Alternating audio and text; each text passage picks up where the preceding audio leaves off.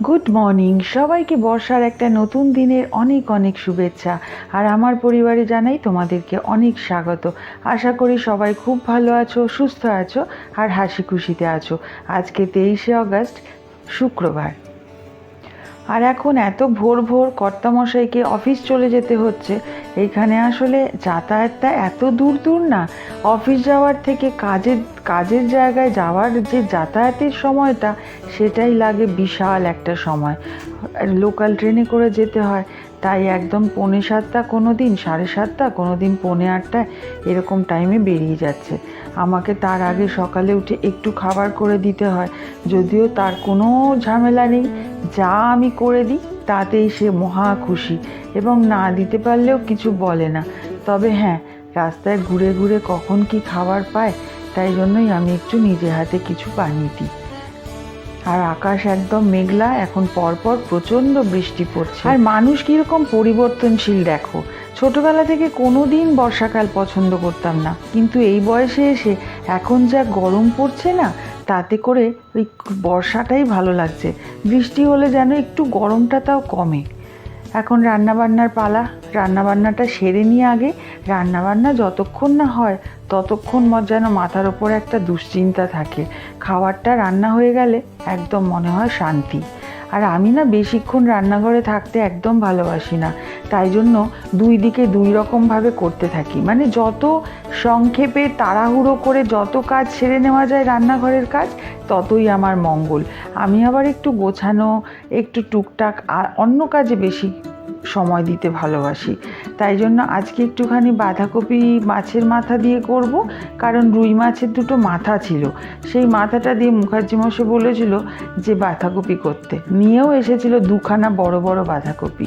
তো তাই আজকে আমি একবারেই মশলা বেটে নিয়েছি, ওই জিরে, কাঁচা লঙ্কা, টমেটো, আদা, ধনে এগুলো দিয়ে একটা বড় করে মশলা করে নিয়েছি, সেইটাই বাঁধাকপিতেও দিয়ে দেবো। বাঁধাকপিতে অবশ্য একটু পেঁয়াজও ফোড়ন দিয়েছি, কারণ মাছের মাথা দিলে অনেক সময় না একটু গন্ধ গন্ধ লাগে, তাই একটু দারচিনি, একটু এলাচ, একটু জিরে, তেজপাতা, শুকনো লঙ্কা ফোড়ন দিয়ে আলু ভেজে তারপরে একটু পেঁয়াজও ভেজে নিয়েছিলাম, তাহলে বেশ ভালো একটা গন্ধ বেরোবে।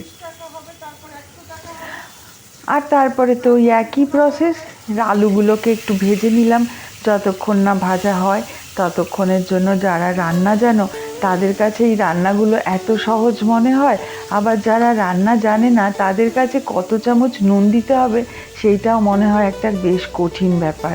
তাই মাঝে মাঝে পরিমাণটাও বলে দিই। ওই 1.5 চামচ মতন একটু মশলা দিলাম, যেই মশলাটা আমি করে রেখেছি সেই মশলাটাই দিয়ে আলুটাকে কষিয়ে মাছের মাথাটা দিয়ে ভালো করে নেড়ে ছেড়ে দিয়ে দিলাম বাঁধাকপিগুলো। ওইদিকে ঢাকা চাপা দিয়ে দিয়েছি, লবণ দিয়েছি কিন্তু ঢাকা চাপা দিয়ে দিয়েছি, ওটাও বেশ মজে গেছে দেখো। আর এই পাশে আমি তেল গরম করে, ভালো করে যখন তেলটা গরম হলো, ওইদিকে মাছ ভাজতে বসিয়ে দিয়েছি। ছোটোবেলায় যখন প্রথম প্রথম রান্নার হাতে খড়ি হচ্ছিল, তখন না 2-1টা বিয়ের আগে মায়ের কাছে শিখতে চাইতাম যে মা রান্না একটুখানি বলে দাও কিভাবে করতে হয়। আর মার কাছে তো তখন রান্নাটা ভীষণ সহজ, মা বলতো ওই তো তেলের মধ্যে এটা দিয়ে দিবি, এটা রান্না করে দিবি। ফোড়ন কি হয় সেটাই বুঝতে পারতাম না। পরে যখন একটা রান্না করে তুলেছিলাম, প্রথম মাছের ঝোলে আমি হলুদই দিইনি। আর মাকে যখন বলেছিলাম, মা আমার রান্নাটা, তোমারটা তো হলুদ হলুদ হয়, আমারটা কেন হলুদ হলো না? পরে মা বলছে, আরে হলুদ দিতে হবে তো। তবে তখন আমার আবার কী রাগ, তুমি বলবে তো যে হলুদ দিতে হয়। এই রকম সমস্ত সমস্যা হয়েছিল। এখন আমিও বুঝি যে যারা যখন প্রথম প্রথম রান্না শেখে তাদের কাছে কিন্তু এই টু লেখাটাও খুব কঠিন একটা ব্যাপার থাকে, মানে ছোটোখাটো ব্যাপার। কারণ ঋষিকে টু লেখাতে গিয়ে কালঘাম পড়ে গেছিলো। আর এই দেখো ছোলাগুলো এখানে রেখে দিয়েছি, বেশ সুন্দর শাক হয়ে গেছে। আর আজকে দুপুরের মেনুটা দেখিয়ে দিই। এই দেখো মাছের মাথা দিয়ে বাঁধাকপি আর মাছের ঝোল করেছি। আজকে একদম পাতলা করে করেছি, পেঁপে আলু দিয়ে মাছের ঝোল করেছি, ওই একই জিরে বাটা, আদা বাটা। আর এখানে পেঁপে, উচ্ছে, আলু সেদ্ধ দিয়ে দিয়েছি।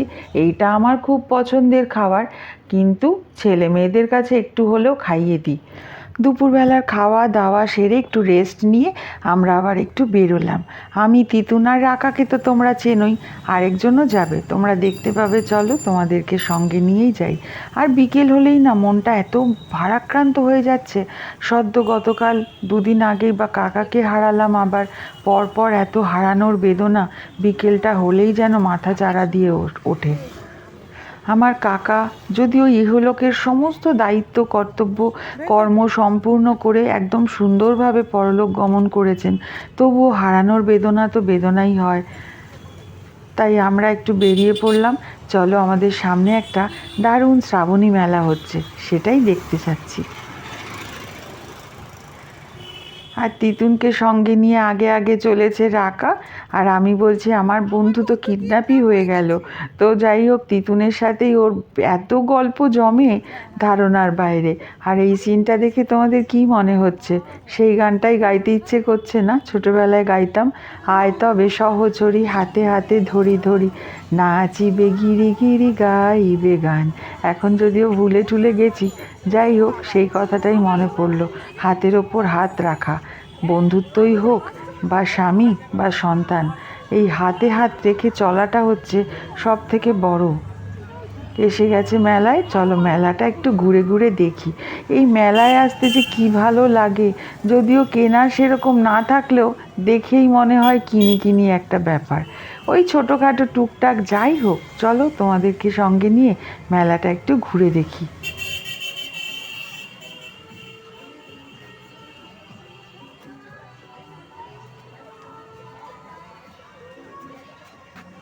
এগুলো কত করে?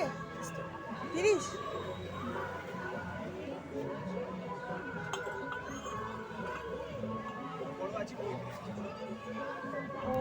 এই কাপগুলো হোটেল টোটেলে দেখেছি, আর বেশ ভালো লাগছে। এইবার দেখলাম এই কাপগুলো খুব উঠেছে। যাই হোক, 30 টাকা একটা কাপ, একটা প্লেট, দুটো মিলিয়ে 60 টাকা, আর এক একজন আবার 55 টাকা বলছে। ভালোই লাগছিল, কিন্তু কিনলাম না। রাখবোটা কোথায়? এইগুলো তো ভাঙেনি, বাড়িরগুলো তো ভাঙেনি।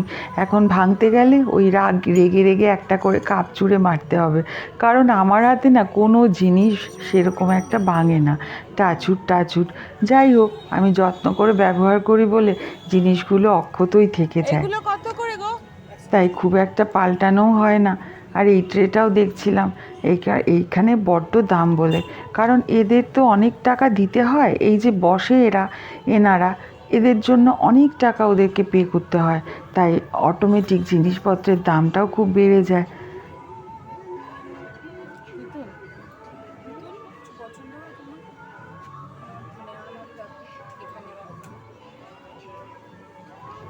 আমার আবার একজনের জন্য গিফটও কিনতে হবে, সেইগুলোও একটুখানি দেখছি, দেখা যাক কি পাওয়া যায়। মোটামুটি অনেক জিনিসই রয়েছে, কিন্তু বাজার দরের থেকে এখানকার দরটা অনেকটাই বেশি। যদিও না কিনলেই মেলা তো উঠেই যাবে, ধীরে ধীরে যদি এদের বিক্রিবাট্টা বন্ধ হয়ে যায়, তাহলে আমরা এই মেলার আনন্দটাই পাবো না। তাও ঘুরে ঘুরে দেখি। আর এই দেখো কে এসেছে, চিনতে পারছো? রুনি। রুনিকে তোমরা আগেবার অনেকেই দেখেছো, অনেকবারই দেখিয়েছি। রুনিও পাশেই থাকে, ও চলে এসছে, ওকেও ডেকেছিলাম।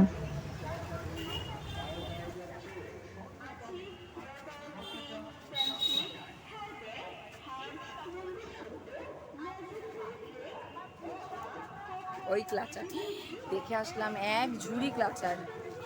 তারপরে আবার ওর বাড়িতে আবার ওই দেখছে, পুরো এক ঝুড়ি পুরো ভর্তি।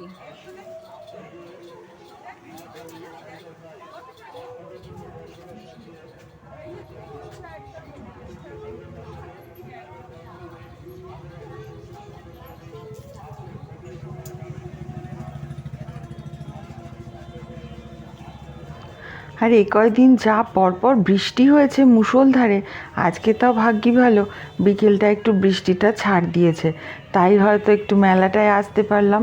আর মেলার লোকেদেরও একটু ভালো লাগবে, কারণ যে কোনো জিনিস পসরা সাজিয়ে বসলে তারপরে যদি নাই আসে লোকজন বড্ড মন খারাপ হয়। যেরকম দেখো না, আমি ব্লগ বানাই, আমার আমার যখন ভিউজ হয় না তখন বড্ড মন খারাপ হয়। আমি যেরকম রোজ এখন ভিডিও দিচ্ছি, আমার কিন্তু একদম ভিউজ কমে গেছে। তোমরা কি বলতে পারো কেন? কেউ যদি জানো তাহলে আমাকে জানিও তো। অবশ্যই কন্টেন্টের একটা ব্যাপার থাকে, ভালো কন্টেন্টের ভালো কাজ যদি হয় তাহলে অবশ্যই লোকেরা পছন্দ করবে আর লোকেরা অবশ্যই দেখবে। নিশ্চয়ই আমার সেরকম একটা ভালো লাগছে না, ভালো কন্টেন্ট হচ্ছে না বা ভালো কাজ করতে পারছি না, এটাই আমার মনে হয়। তবুও তোমরা আমাকে একদম অনেস্ট রিভিউ দিও যে আমি কি রেগুলার ব্লগ বানালে ভালো হবে। তাহলে কি হয় বলো তো, কন্টেন্টটা হয়তো ভালো নাও হতে পারে, কারণ নিজস্ব লাইফস্টাইল রোজ দিন তো আর এন্টারটেনিং হয় না, বোরিংই হবে। সেটা কি ভালো লাগবে মানুষের দেখতে? ভিউজ যদি কমে যায় তাহলে এই মেলার এই লোকগুলোর মতন আমারও মনটা ভীষণ খারাপ হয়ে যায়। সসের ওই চাটনি পায়েস টায়েস নিবি এগুলো কত করে বলছি? জানি না জিজ্ঞেস কত দাদা? পঁচিশ পঁচিশ তো তুই দুটো নে ওদের।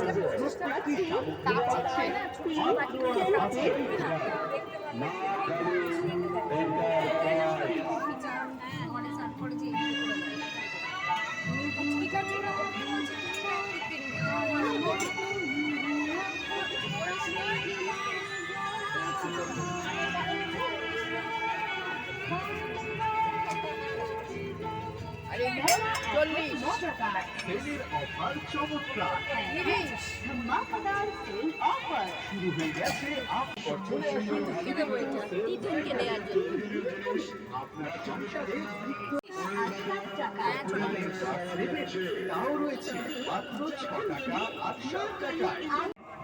শুধু মেলাই বা কেন দেখে যাই বলো? একটা আয়না ঝুলছিল, তাতে নিজেকেও একটু দেখে নিলাম ভালো করে।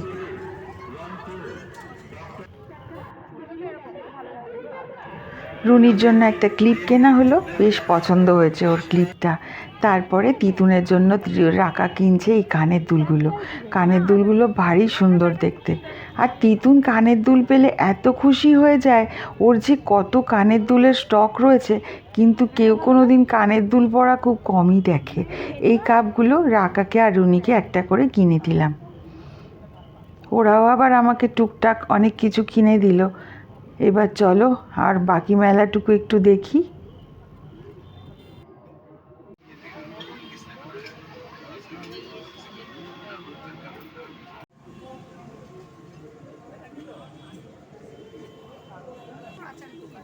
আর এই দেখো, যে কোনো মেলার সবথেকে মুখ্য আকর্ষণই হচ্ছে আচারের দোকান। আচার তো কেনা হয়ই, যত না কেনা হয় তার থেকে বেশি কিন্তু চেখে দেখা হয়। চিংড়ির পাঁপড়, সাবুর পাঁপড়, নানা রকমের পাঁপড়, কি পাঁপড় নেই। সমস্ত রকমের পাঁপড় থাকলেও এই বাচ্চাটাকে দেখে ভীষণ মিষ্টি লাগলো। আর আমার যেটাতে হাত পড়েছে সেটা হচ্ছে, দেখাচ্ছি তোমাদেরকে, চলো।